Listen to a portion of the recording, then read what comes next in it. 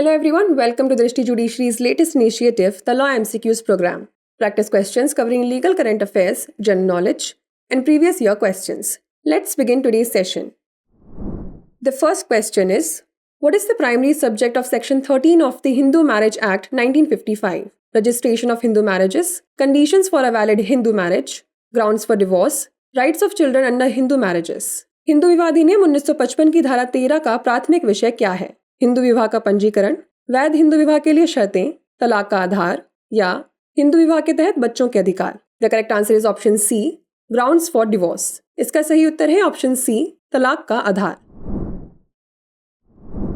Recently, the Allahabad High Court in the matter of Mahindra Kumar Singh versus Rani Singh has held that to infer whether there is breakdown of marriage irretrievably on the ground that parties are not staying together for a long period should be made only by considering the facts and circumstances of the case. Section 13 of the Hindu Marriage Act 1955 deals with the grounds for divorce. हाल ही में इलाहाबाद उच्च न्यायालय ने महेंद्र कुमार सिंह बनाम रानी सिंह के मामले में यह माना है कि यह अनुमान लगाने के लिए कि क्या इस आधार पर विवाह पूरी तरह से टूट गया है कि पक्षकार लंबे समय तक एक साथ नहीं रह रहे हैं, ऐसा केवल मामले के तथ्यों और परिस्थितियों पर विचार करके ही लगाया जाना चाहिए. हिंदू विवाह अधिनियम 1955 की धारा 13 तलाक के आधारों से संबंधित है. Next question is, which section under the भारतीय न्याय संहिता 2023 defines life imprisonment?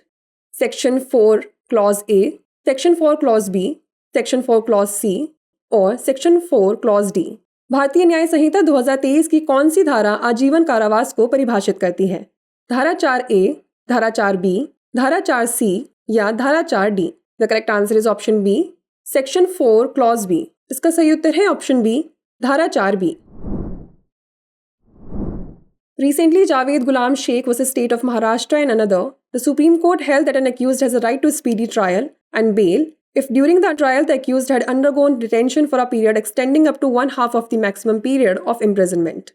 Section 4 clause B of BNS deals with life imprisonment.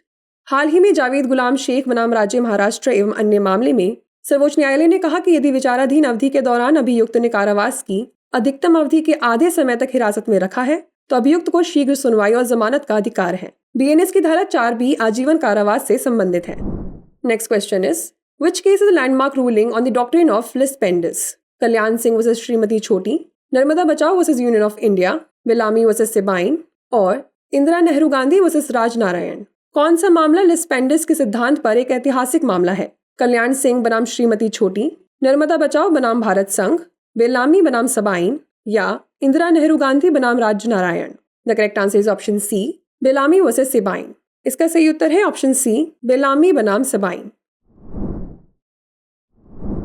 A landmark case on the doctrine of lis pendens is Bellamy versus Sabine 1857. Section 52 of the Transfer of Property Act 1882 deals with the doctrine of lis pendens. lis pendens के सिद्धांत पर एक ऐतिहासिक मामला Bellamy बनाम Sabine है.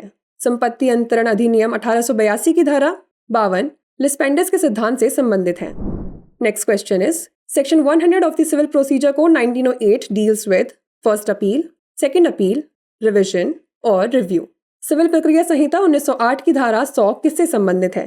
प्रथम appeal, द्वितीय अपील, दोहराव या समीक्षा. The correct answer is option B, second appeal. इसका सही उत्तर है ऑप्शन बी, द्वितीय अपील.